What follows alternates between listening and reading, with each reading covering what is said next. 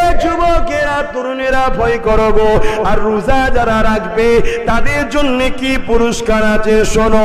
কিয়ামতের কঠিন দিনেতে আল্লাহ পাক যেদিন সবাই নাফসি নাফসি করবে, ওই রোজাদারেরা আল্লাহ পাকের আরশে আজিমের উপরে বসে নিশ্চিন্তাতে জান্নাতি খানা খাবে।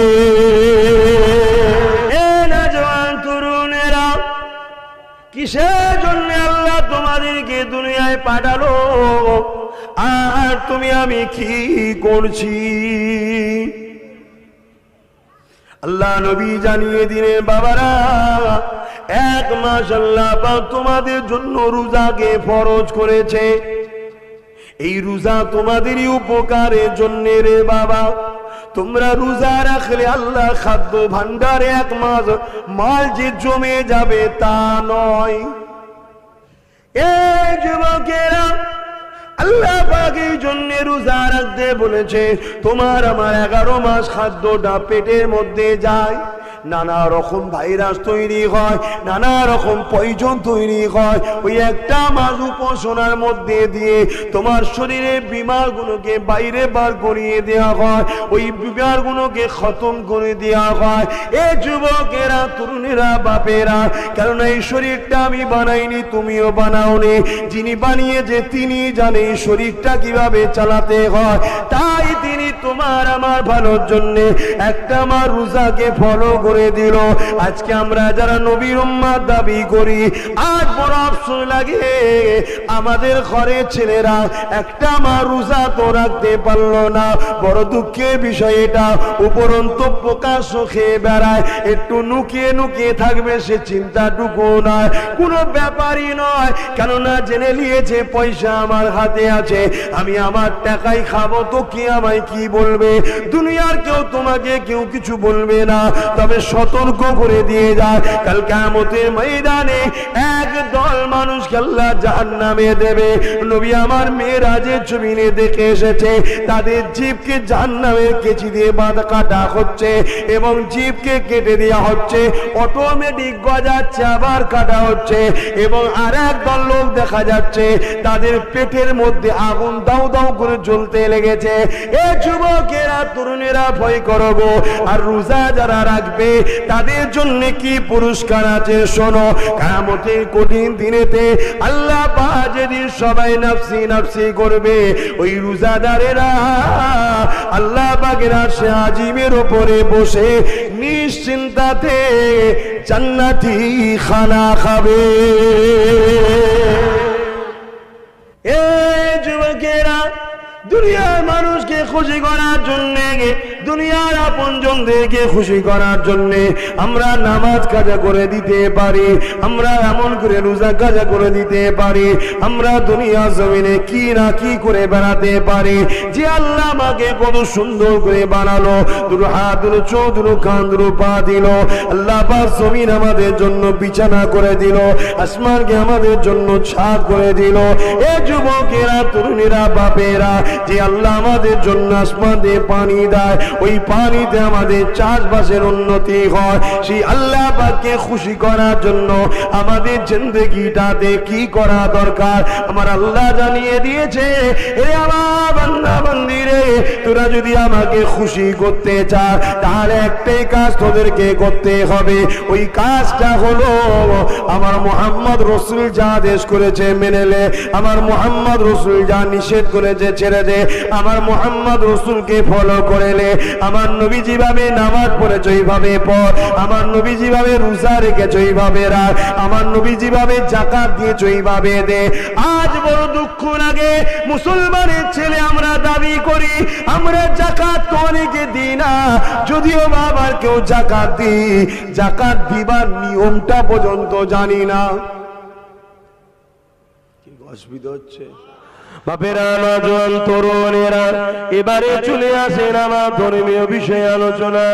ইসলাম রোজা কেন রাখতে বলেছে বিজ্ঞান ভিত্তিক তোমাকে জানিয়ে দিয়ে গেলাম, এর পাশাপাশি আবার জানিয়ে দিয়ে যায় এ যুবকেরা, তরুণেরা, বাপেরা, আল্লাহ নবী জানিয়ে দিয়েছে কাল কিয়ামতের ময়দানে যেদিন সবাই নফসি নফসি করবে, ওই কঠিন ময়দানে মাশরে দাঁড়িয়ে থাকবে।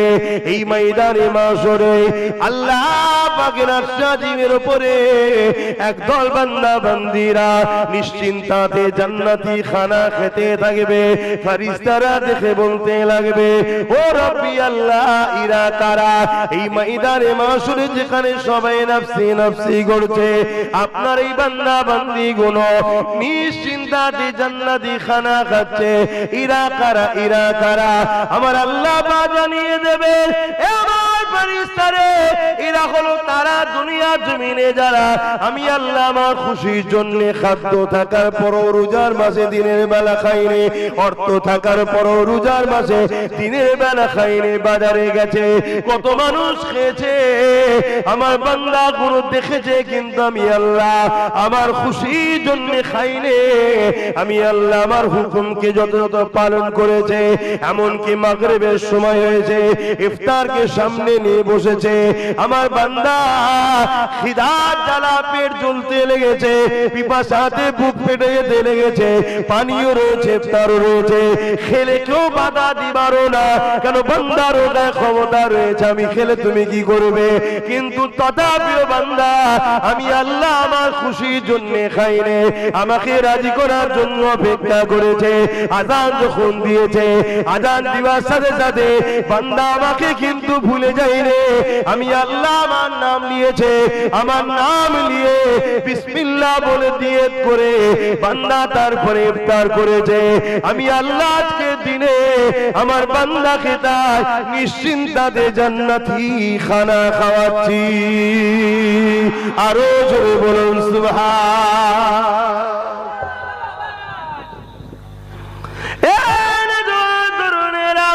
মনে রাখবেন, এই রোজার মাসে যে একটা দিন আছে, একটা রাত আছে, কদরের রাত বলা হয়, যে রাতকে আল্লাহ তোমার নিয়ামতের রাত করেছে। এক রাতের ইবাদত হাজার মাসের ইবাদতের নেকি পাওয়া যায়।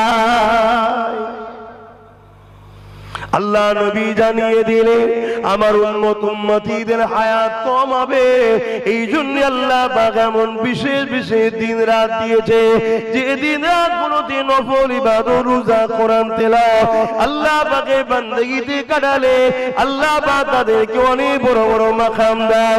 এ যুবকেরা, তরুণেরা, বাপেরা, এ নবী পাকের প্রেমিকেরা, এই রোজা মাসকে আল্লাহ কত নিয়ামত করেছে। আল্লাহ পাক রোজাকে বলেছে as-sawmu li wa ana biya, রোজা হলো আমি আল্লাহ আমার খাস ইবাদত। নামাজ আল্লাহর জন্য, হজ আল্লাহর জন্য, দান খায়রাত সবই তো আল্লাহর জন্য, আল্লাহ ছাড়া অন্য কারো জন্য করাই তো ইসলামে হারাম, সবই ইবাদত আল্লাহর জন্য। কিন্তু সবকিছুর মধ্যে রিয়া আছে, নামাজের মধ্যে লোক দেখানো থাকতে পারে, হজের মধ্যেও লোক দেখানো থাকতে পারে না, পারে না। যাক বাপেরা, নওজোয়ান তরুণেরা, হে আমার নবী পাকের প্রেমিকেরা, আল্লাহ পাকের একজন আলেম বান্দা, তার প্রতিবেশী একটা ইহুদি ধর্মের মানুষ ছিল, সে একদিন মারা গেল। মারা যাবার পরে আলেম বান্দাটা খবে দেখতে লেগেছে, ওই ইহুদি ঘরের ছেলেটা সে যেন আল্লাহ পাকের জান্নাতের বাগানে ঘুরতে লেগেছে। এটা দেখে আলেম বান্দা অবাক হয়ে গেল, হে আল্লাহ পাকের বান্দারে, তুমি তো ইহুদি ধর্মের মানুষ ছিলে, তুমি মারা গেছো, কিন্তু তোমার ঠিকানা জান্নাত কি করে হলো? আমি অবাক হতে লেগেছে। ওই আলেম বান্দাকে ওই ইহুদি বান্দাটা বলতে লেগেছে, হে আল্লাহ পাকের উলামা বান্দারে, হ্যাঁ আমি ইহুদি ছিলাম, কিন্তু আজ আমি ইহুদি নয়, আমার মরণটা ইসলাম ও কলিমার মাধ্যমে হয়েছে। কারণটা কি বিস্তারিত বলো।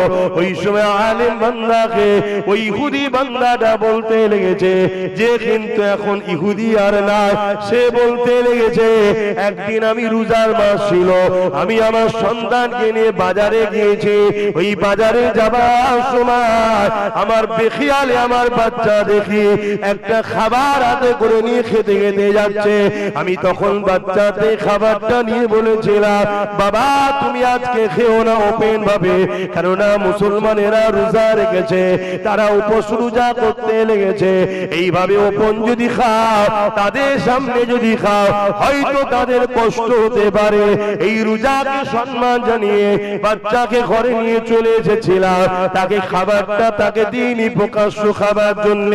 এ আল্লাহ পাকের আলেম বান্দারে, এই যে রোজাকে সম্মান জানিয়েছিলাম, ওই রাত্রিরে আমি নূর নবীকে খবে দেখছিলাম, দয়ার নবী বলেছিলেন এ আল্লাহ পাকের বান্দারে, তুমি রোজাকে সম্মান জানিয়েছো, আল্লাহ বড় খুশি হয়েছে, তাই তুমি কলেমা পড়ে নাও, আল্লাহ তোমার জন্য জান্নাত রেখেছে। এই আল্লাহ পাকের আলেম বান্দা, আমি কলেমা পড়েছি, ইমানের কলেমা নসিব হয়েছে, আমার মৃত্যু হয়েছে, আমার জীবনের গুনাহ আল্লাহ মাফ করে দিয়ে রোজাকে সম্মান জানানোর জন্য আল্লাহ জান্নাতি বানিয়েছে। আরো জোরে বলুন সুবহান। শুনছেন বাপ জানেরা, কে কতদিন কবরে থাকবে আল্লাহ জানে, কিন্তু বিচারের একটা দিন আছে। দুনিয়ায় যেমন রেজাল্ট আউট হওয়ার একটা দিন আছে, ওটা বিচারের দিন, রেজাল্ট আউট হবার দিন। শুনছেন? ওটা কোথায়? ময়দানে মাশর। সুম্মা নুফিকা উখরা ফাইযা হুম কিয়ামুন ইয়ানজিরুন। ওই ময়দানে মাশরে সবাইকে ওঠানো হবে। ওই দিন আল্লাহ পাক যাদের ডান হাতে আমলনামা দেবে তারা কামিয়াবি হয়ে যাবে, যারা অন্যায়কারী হবে তাদের সিনার মধ্যে দিয়ে বাঁ হাতটাকে পিছনে দিয়ে পিছনে আমলনামা দেওয়া হবে। এ যুবকেরা, তরুণেরা, বাপেরা, ওই দিনটা হবে তোমার আমার জন্য বড় ভয়ানক দিন। কানা মিকদার 50 আলফা সানাতে, 50,000 বছরের একটা দিন সৃষ্টিকর্তা বানাবে। ওই দিনে তোমাকে আমাকে দাঁড়াতে হবে, সবাইকে আল্লাহ পাক ওই দিন হিসাব নেবে। এ যুবকেরা, ওই দিন মাথার এক বেগ দেখতে এক হাত উপরে আল্লাহ সূর্যকে নামিয়ে দেবে, সূর্যের 12 গুণ তাপকে আল্লাহ বাড়িয়ে দেবে, মাথার খিনুগুলো গলে গলে নাক দিয়ে জোরে জোরে পড়তে থাকবে, মানুষ কিন্তু মারা যাবে না। শুনছেন তো? যেদিন মাথার উপরে আল্লাহ সূর্যকে নামিয়ে দেবে, বর্তমান সূর্য কোটি কোটি মাইল দূরে রয়েছে, সেদিন সূর্যের তাপ আল্লাহ 12 গুণ আবার বাড়িয়ে দেবে। মানুষের মাথা খিনুগুলো নাক দিয়ে ঘুরে ঘুরে ঝরতে থাকবে। ওই দিনেতে এমনও দেখা যাবে নিজের বাপকে ছেলে জমিনে শুইয়ে দিয়ে তার বুকের উপরে পা দিয়ে দাঁড়িয়ে যাচ্ছে। ওই ময়দানে মাশরে এমনও ছেলে পাওয়া যাবে নিজের বাপকে জমিনে শুইয়ে দেবে, এমনও বাপ পাওয়া যাবে নিজের ছেলেকে জমিনে শুইয়ে দেবে, তার বুকের উপরে পা দিয়ে দাঁড়িয়ে যাবে। এমনও মেয়ে পাওয়া যাবে নিজের মাকে জমিনে শুইয়ে দেবে, এমনও মা পাওয়া যাবে নিজের মেয়েকে জমিনে শুইয়ে দেবে, দিয়ে তার বুকের উপরে পা দিয়ে দাঁড়িয়ে যাবে। সাহাবা হুজুররা জিজ্ঞাসা করলে, ইয়া রাসূলুল্লাহ, হাবিবাল্লাহ, এই রকমটা কেন হবে? আল্লাহ নবী বলেছিলেন, লোহাকে আগুনে দিলে পুড়ে পুড়ে যেমন লাল হয়ে যায়, ওই সূর্যের তাপেতে জমিন খানা লাল হয়ে যাবে।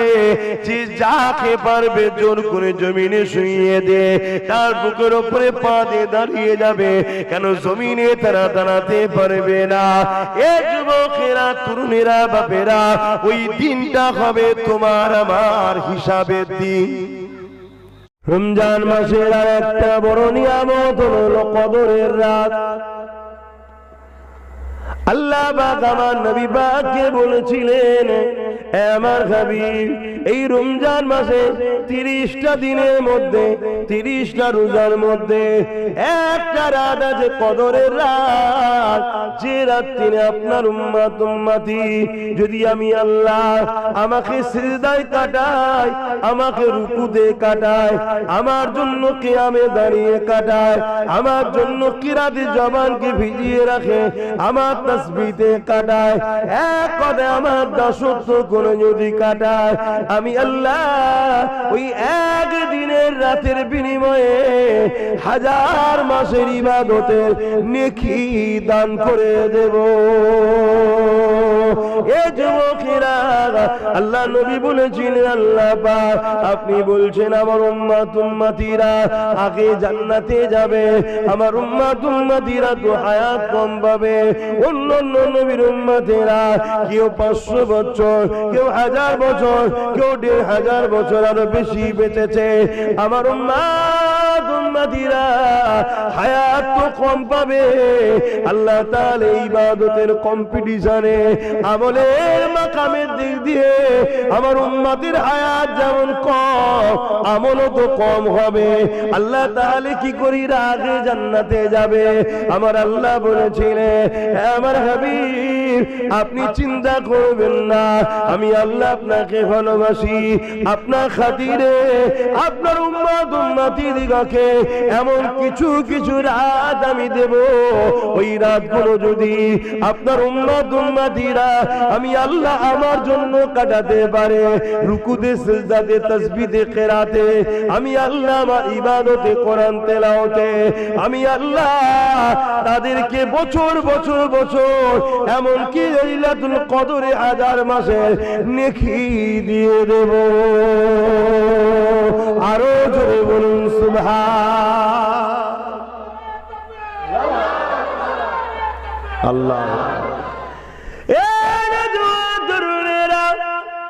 তাই বলে দিয়ে যায় ইমান বাঁচান, কেননা নবী আমার জানিয়ে দিলেন আখরি জামানাতে হাতে তালুতে আগুন রাখার থেকে ইমান বাঁচানোটা বড় কষ্টকর হয়ে যাবে। কারণ আখরি জামানাতে আলেম 2 ধরনের হবে, খায়রুল উলামা হবে, শাররুল উলামা হবে। আখরি জামানাতে মসজিদ 2 ধরনের হবে, মাদ্রাসা 2 ধরনের হবে, মুসলমানও 2 ধরনের হবে। এক ধরনের মসজিদ মাদ্রাসাতে নামাজ দাড়ি টুপি সব থাকবে, রাসূলুল্লাহর আলোচনা পাওয়া যাবে না। বছরে 52টা জুম্মা হয়, মসজিদে দাঁড়িয়ে দাঁড়িয়ে ইমাম বক্তব্য দিয়ে যাচ্ছে। আরে কোনদিন ইমামের মুখে শুনলাম না আমার নবী মেরাজে গেছে, চামড়া চোখে আল্লাহকে দেখেছে, বছরে খুতবা দিয়ে যাচ্ছে। কখনো শুনলাম না আমার নবী পাক ইশারা করেছে দাঁতটা 2 টুকরো হয়ে গেছে, কখনো শুনলাম না আমার নবী পাক ইশারা করেছে সূর্যটা আবার ফিরে চলে এসেছে, কখনো শুনলাম না আমার নবী পাক সম্বন্ধে আল্লাহ কোরআনে বলেছে মা তাকুমুর রাসূল ফাকুযুহু ওয়া মা নাহাকুম আনহু ফান্তাহু। এ দুনিয়ার মানুষেরা আমার নবী যা আদেশ করছে মেনে না, আমার যা নবী নিষেধ করছে ছেড়ে দাও। কখনো মসজিদে শুনলাম না আমার নবী পাকের সিনা চাক হয়েছে, আমার নবী পাক নূর নবী তাই সিনা চাক হয়েছে, পুরো বুকটা দুচির করে দেওয়া হয়েছে, তারপরও 1 ফোঁটা রক্ত বাইর হয়নি, কারণ নূর নূর নূর তাই রক্ত বাইর হয়নি। কখনো শুনলাম না আমার নবী পাক সাল্লাল্লাহু আলাইহি ওয়াসাল্লাম যখন রাস্তা দিয়ে যায় পাথর কোনা থেকে শুরু করে গাছপালা সবাই আমার নবী পাককে সালাম দিতে থাকে। কখনো মসজিদে ইমামের মুখে শুনলাম না বছরকে বছর হুজুর আসলো, বছরকে বছর মুফতি আসলো, বছরকে বছর মাওলানা আসলো, কখনো আমার নবীর তারিফ প্রশংসা আমাদেরকে শোনালো না। মনে রাখবে এখনো 72 ফিরকার মধ্যে আর মুমিনের বৈশিষ্ট্য হলো মুমিন সামনে লোক পেলেই তাকেই বলবে নবীর হও নবীর হও নবীর হও, কারণ যে নবীর হবে আল্লাহ কোরআনে জানাচ্ছেন হাবিবকুমুল্লাহ আমি আল্লাহ তার হয়ে যাব। আরো জোরে বলুন সুবহান। এ পর্দা নেবেন, আখিরাতের রাস্তায় রওনা দেবেন। বিশাল নবী পাক হায়াতুন নবী সাহাবা হুজুররা বলেছিলেন, ইয়া রাসূলুল্লাহ হাবিবাল্লাহ, আপনি তো চলে যাবেন, আপনার পরে আর কি কোন নবী তো আসবে না, কেন আপনি বললেন আনা খাতামুন নবী? কুরআন জানিয়ে দিল, ওয়ালাকি রাসূলুল্লাহ ওয়া খাতামুন নবী। ইয়া রাসূলুল্লাহ হাবিবাল্লাহ, তাহলে দ্বীনের কাজ কারা করবে? দ্বীনের মেসেজ কি দালে বন্ধ হয়ে যাবে? আল্লাহ নবী বললেন, না বাবা সাহাবারা, দ্বীনের দাওয়াতটা চলবে।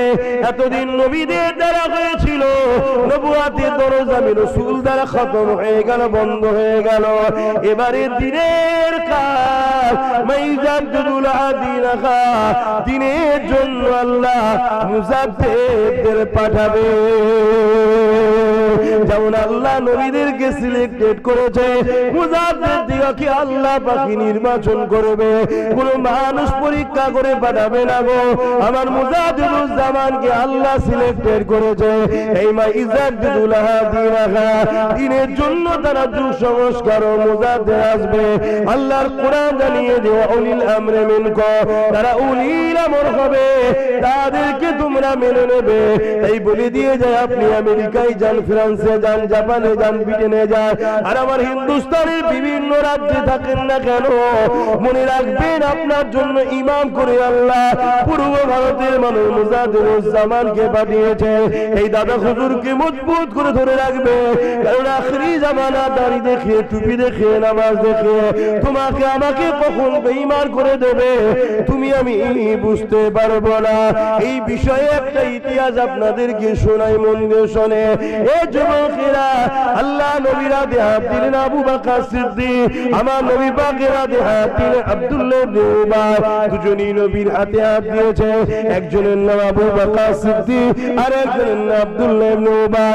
দুজনই আমার নবীকে ইক্তেদা করে নামাজ পড়ে। নবী হলেন ইমাম আর আবু বকর সিদ্দিক মুক্তাদি, আব্দুল্লাহ ইবনে উবাই মুক্তাদি। নবীকে ইক্তেদা করে নামাজ পড়তে লেগেছে। আল্লাহ নবী যখন হজে যায়, আবু বকর সিদ্দিকও নবীর সাথে যায়, আব্দুল্লাহ ইবনে উবাই নবীর সাথে যায়। আমার নবী যখন জিহাদের জন্য যায়, আবু বকর সিদ্দিকও নবীর সাথে যায়, আব্দুল্লাহ ইবনে উবাই নবীর সাথে যায়। আবু বকর সিদ্দিকের মুখে দাড়ি, মাথায় টুপি, পাগড়ি, জুব্বা রয়েছে, আব্দুল্লাহ ইবনে উবাই রয়েছে। আমার নবী কোরআন শিক্ষা দেয়, আবু বকর সিদ্দিক বসে ইলম শেখে আর আব্দুল্লাহ ইবনে উবাই বসে ইলম শেখে।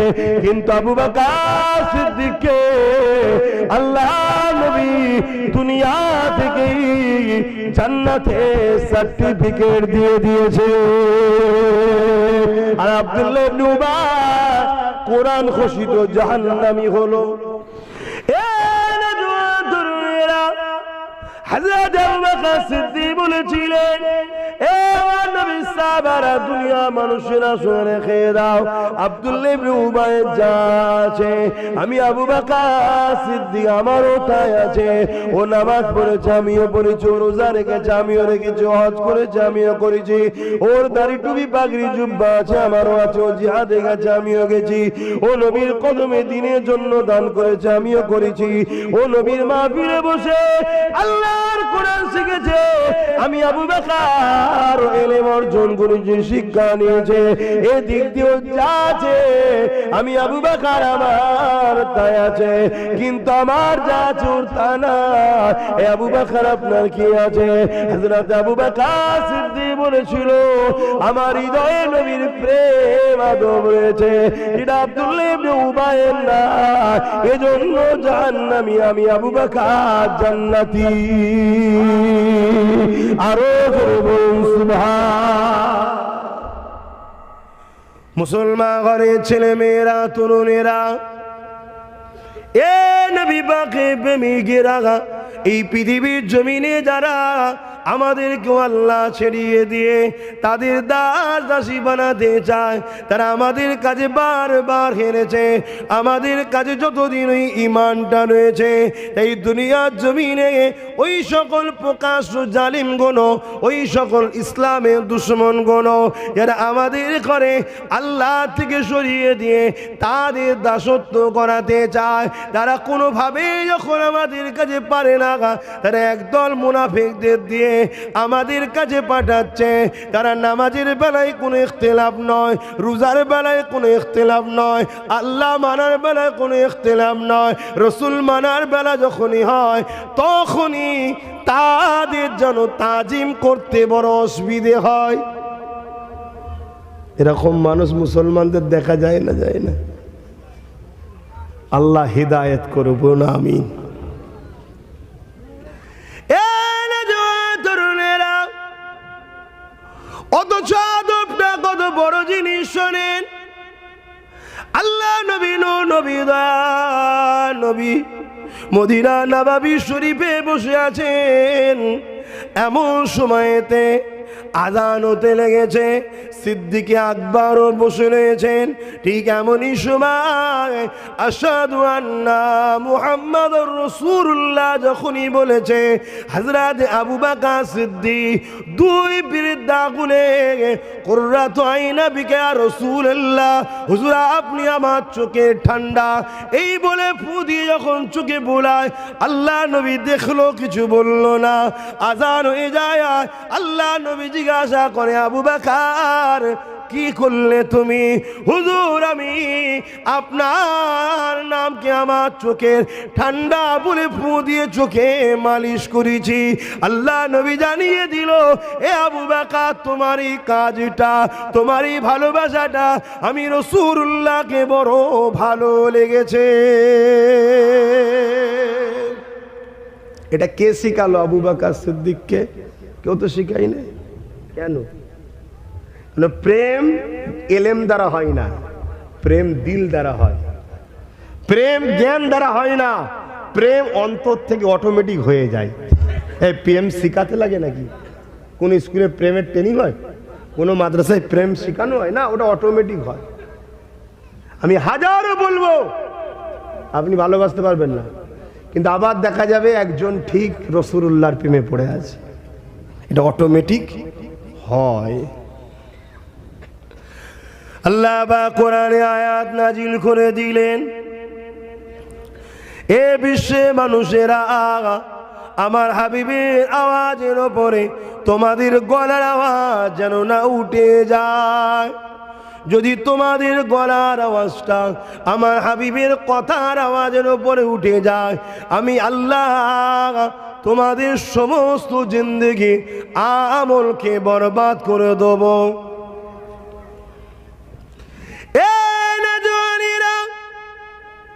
মন দিয়ে আলোচনা শোনেন, কেননা এই জিন্দেগি চিরস্থায়ী নয়।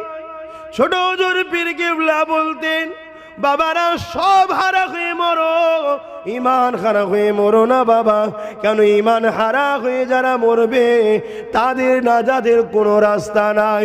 যদিও গুনার পারকে নিয়ে তুমি দুনিয়া থেকে যাও, ইমানটা যদি থাকে, একদিন না একদিন আযাব খেটে খেটে আল্লাহ পাক তোমাকে হাবিবের প্রেম ভালোবাসার জন্য, ইমানের জন্য জান্নাত দিয়ে দেবে। তাহলে আল্লাহ আয়াত কি নাজিল করলেন কোরআনে, যে তোমাদের গলার আওয়াজ যেন নবীর আওয়াজের উপরে না উঠে যায়। শুনছেন তো? আজও যারা হজ করতে যান মনে রেখে দেন এই কথাটাকে। মদিনা শরীফে যখন ঢুকবেন পারেন তো জবানে লাগাম রাখেন, জবানে লাগাম রাখেন। কেন? আমার নবী রওজা মোবারকে আজও জিন্দা এবং আমাদের জন্য কাঁদতেছেন। জোরে বলুন সুবহানাল্লাহ। যদি আকীদা আছে তো নাকি? যদি আকীদা না থাকে তাদেরকে কি মুসলমান বলে? মুনাফিক মুসলমান। মনে রাখবেন, কেন? রসুলকে মরা জানলে ঈমান চলে যাবে। আর এটাই তো প্রকাশ্য দুশমনরা আমাদের মধ্যে ঢুকাতে চাইছে। নামাজ পড়ছে পড়তে দাও, রোজা রাখছে রাখতে দাও, হজ করছে করতে দাও, কিন্তু আমার নবী পাকের আদর সম্মান মর্যাদা শান ইজ্জত গুণকে খাটো করে দাও। এই জন্য আল্লাহ জানিয়ে দিলেন দুনিয়ার মানুষ শুনে রেখে দাও, তোমাদের গলার আওয়াজ যদি আমার হাবিবের আওয়াজের উপরে উঠে যায়, আমি আল্লাহ তোমাদের জিন্দেগির সমস্ত আমলকে বরবাদ করে দেব। খুব ভালো করে বুঝবেন, 100 বার হজ করেছেন, আমল করেছেন, 50 বছর ধরে তাহাজ্জুদের নামাজ পড়ছেন, 5 ওয়াক্ত নামাজ রয়েছে, আমল করছেন, আরে একটা বার যদি আপনার গলার আওয়াজটা আমার রাসূলুল্লাহর আওয়াজের উপরে চলে যায়, আপনার 50 বছরের তাহাজ্জুদের নামাজ, 5 ওয়াক্ত নামাজ, 100 বার হজ করা, দান খায়রাত সব আল্লাহ বরবাদ করে দেবে। তাহলে ভেবে দেখুন আমার নবীর মাকামটা আমি বাড়িয়েছি না আল্লাহ বাড়িয়েছে? বলেন, আওয়াজ দিয়ে বলতে হবে। আপনি দাওয়াত করলেও আসবো, না করলেও যেখানে যাব সেখানে বলবো, নবীর পক্ষেই বলবো। আমি চাই তোমাদের হৃদয় আমার রসুলের ভালোবাসা আদব ঢুকে যাক, তাহলে কামিয়াবি হবে। শুনতে ভালো লাগছে তো না অসুবিধা হচ্ছে? তার মানে ইমানটুকু আছে, হয়তো গুনাহগার হতে পারো, ইমান এখনো আছে। তাহলে আপনি তাহাজ্জুদ পড়লেন 50 বছর, 100 বছর ধরেন বেশি হায়াত পেয়েছেন, নামাজ পড়লেন, রোজা রাখলেন, হজ করলেন, দান খায়রাত করলেন, মসজিদ বানালেন, মাদ্রাসা বানালেন, এতিম বিধবাদের বিবাহ দিলেন, সব আমল এখনো ইমান নয়, আমল ভালো কাজ, পাহাড় পরিমাণ নেকি করেছেন। আর একদিন আপনার মুখ থেকে একটা কথা বেরিয়েছে, যে কথাটা আপনার রাসূলুল্লাহ শানে একটু আঘাত দেওয়া হয়ে গেছে, আওয়াজ তো উঁচু করা দূরের কথা, আঘাত দেওয়া হয়ে গেছে, আপনার আমল আর আছে? কোরআন বলছে আমল একমাত্র বরবাদ হয় কাফেরের, যত বড় গুনাহগার হোক। নামাজ কাজা, রোজা কাজা, হজ কাজা, 1 টাকা যদি দান করে থাকে, 1 টাকারও নেকি তার আমল নামায় আল্লাহ লিখে রাখে, কিয়ামত দিন দেবে তার যা।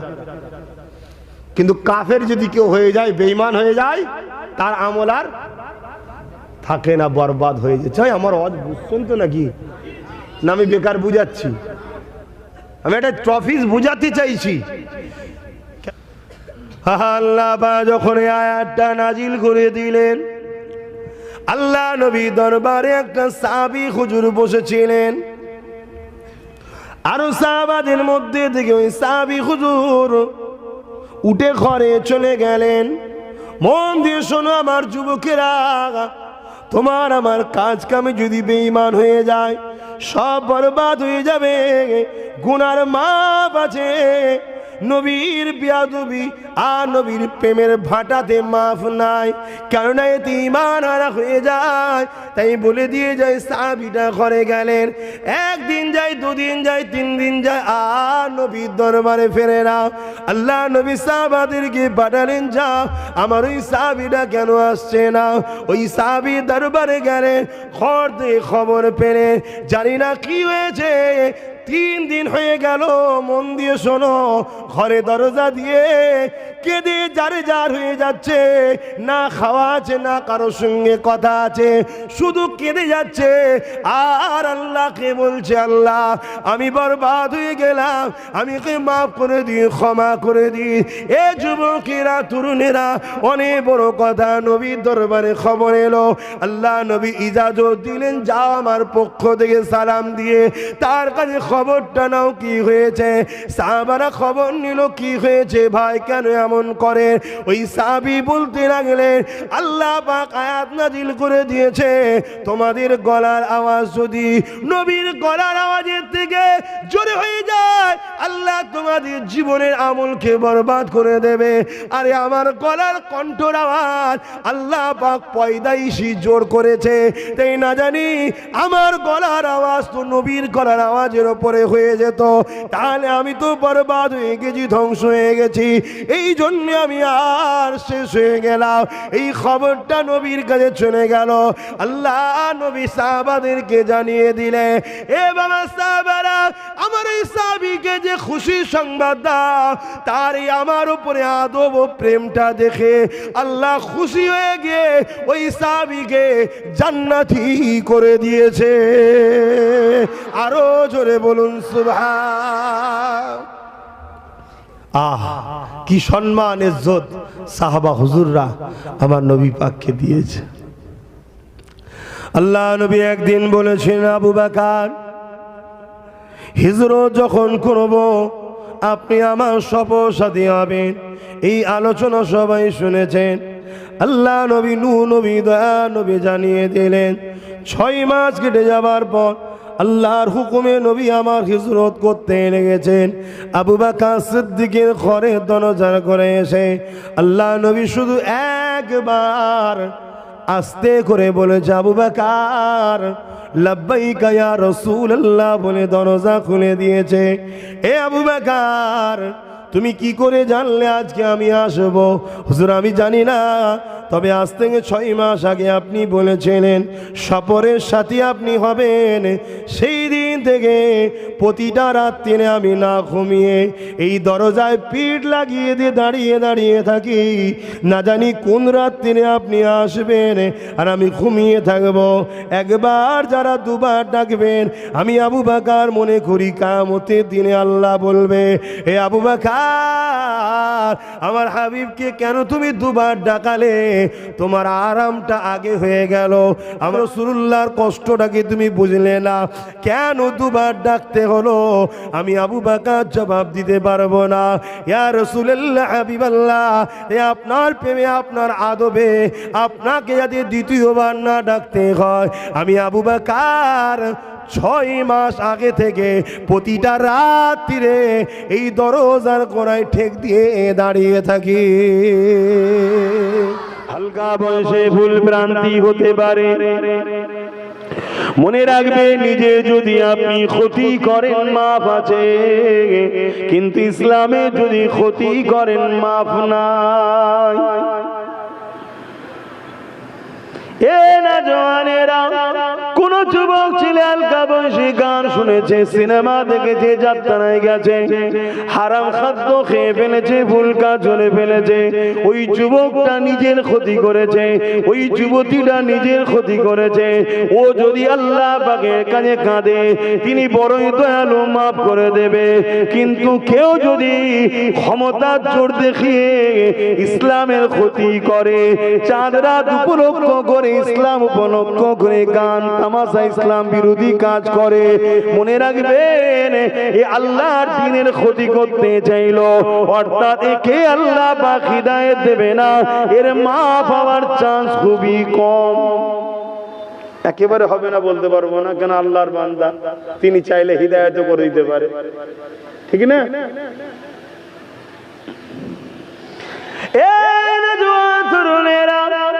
তাই আমি বলে যাই, আমার রাসূলুল্লাহ ইসলামকে কত কষ্ট করে মানুষের কাছে এনেছে।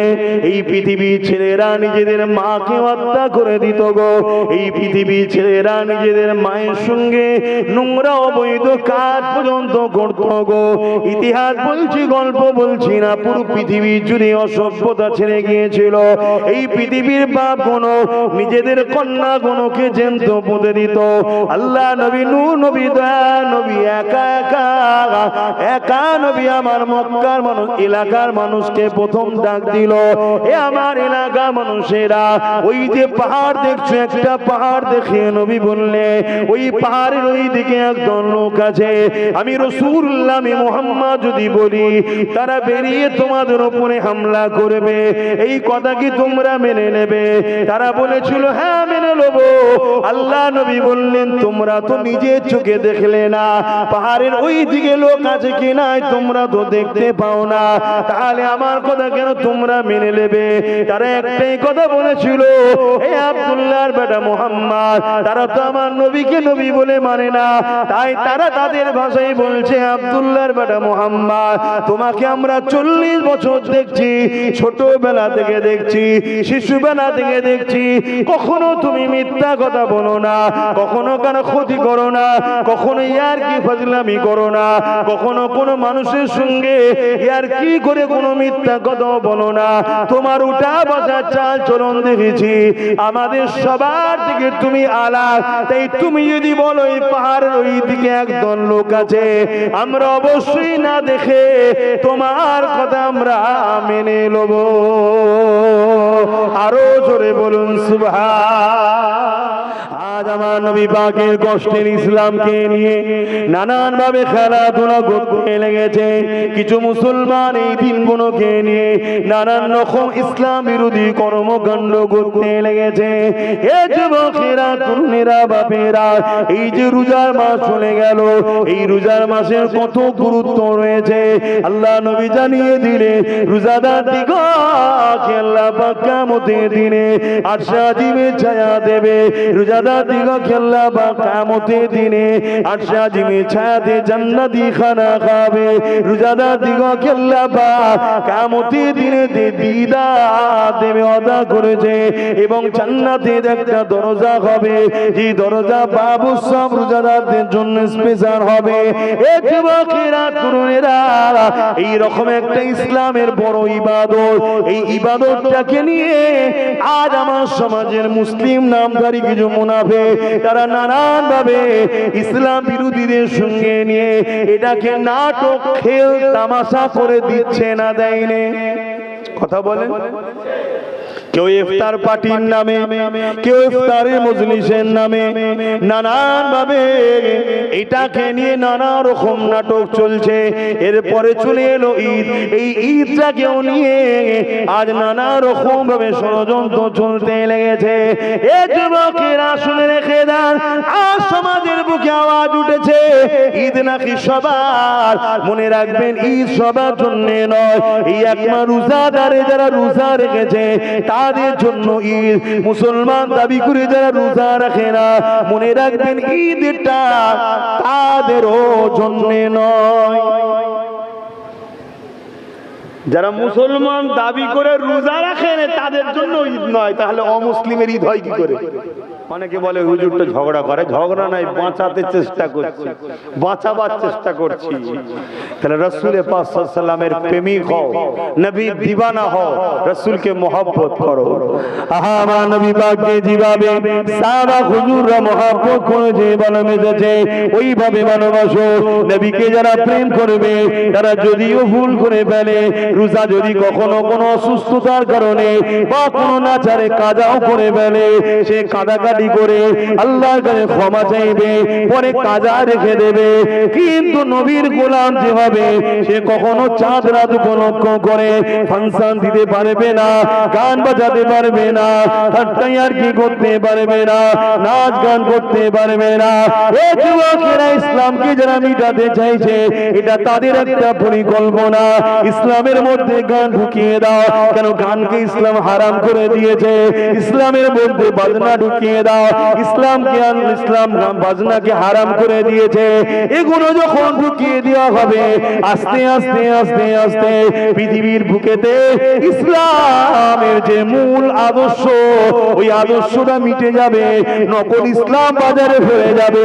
মুসলমান ঘরের ছেলেরা অরিজিনাল ঈদের দিনে কি দরকার আর পাবে না, অরিজিনাল ঈদটা কেন আর জানবে না, অরিজিনাল রোজা কি আর জানবে না, অরিজিনাল রোজার গুরুত্বটা কি জানবে না।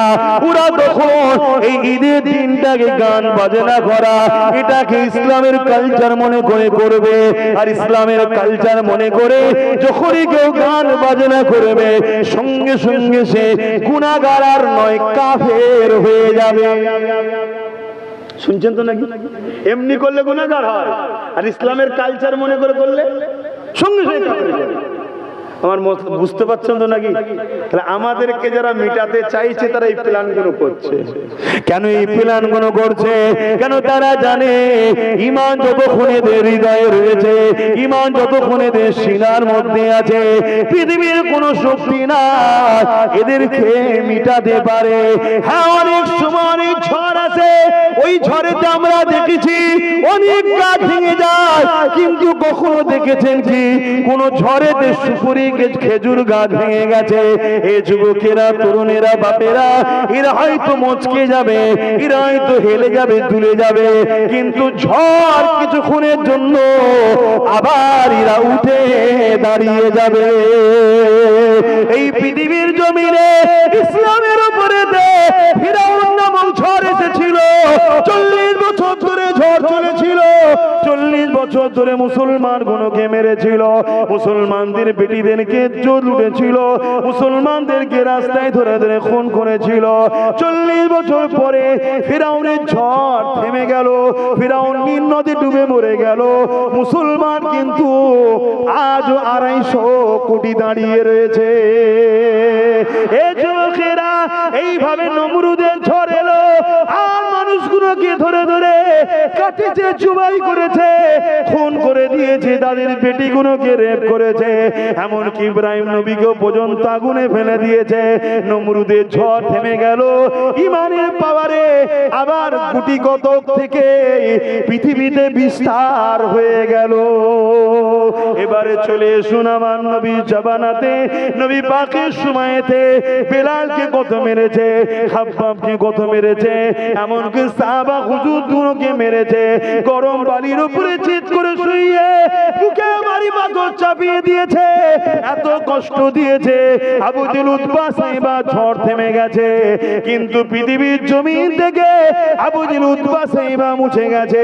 সিদ্দিক আকবর, ফারুক আজম, উসমান গনি আর বেলালের আযান মুছে যাই রে। এ যুবকেরা, তরুণেরা, এই দুনিয়ায় আমাদেরকে যারা মিটাতে চায়, তারা আমাদের ভেতর থেকে ঈমানকে নষ্ট করতে যায়।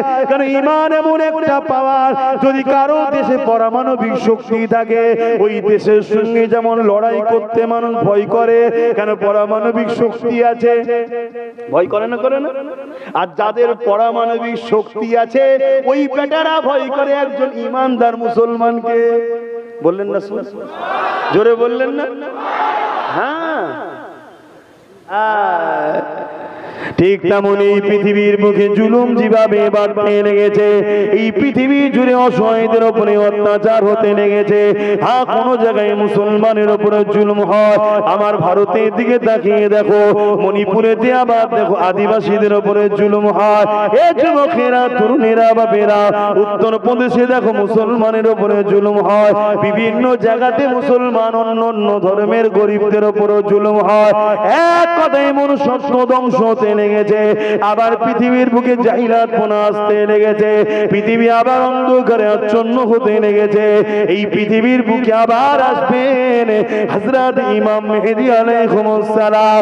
আল্লাহ পাক তিনার হাতের বরকতে, তিনার ওসিলা করে এই পৃথিবীর সন্ত্রাস খতম হবে, এই পৃথিবীর জুলুম খতম হবে, এই পৃথিবীর হিংসা খতম হবে, এই পৃথিবীর দাঙ্গা খতম হবে, এই পৃথিবীর খুন খতম হবে, এই পৃথিবীতে গরিব হাসবে, এই পৃথিবীতে এতিম হাসবে, এই পৃথিবীতে বিধবা হাসবে, এই পৃথিবীতে সর্বধর্মের অসহায় মানুষেরা হাসতে পাবে। এক কথা, ইসলাম মুসলিমকে সাহায্য করার না, হতে পারে সে অন্য ধর্মের, তার পছন্দ তার কাছে। ইসলামে জুলুম চলে না, ইসলামে বাড়াবাড়ি চলে না। কাউকে জোর করে তুমি ইসলামের কলেমা পড়ালে সে তো মুসলমান হবে না, হবে না, তুমিও ইসলামের দুশ্মন হয়ে যাবে। কারণ ইসলামে জোর চলে না। আজ আমরা শুনতে পাই অমুক রাজা নাকি জোর করে মুসলমান করেছিল। এই যুবকেরা, তরুণেরা, এরা কোন গাঁজা খেয়ে বলে আমার জানা নাই। শুনছেন তো নাকি? এতে করে গাঁজা দেয় কারা? যারা এইসব কথা বলে।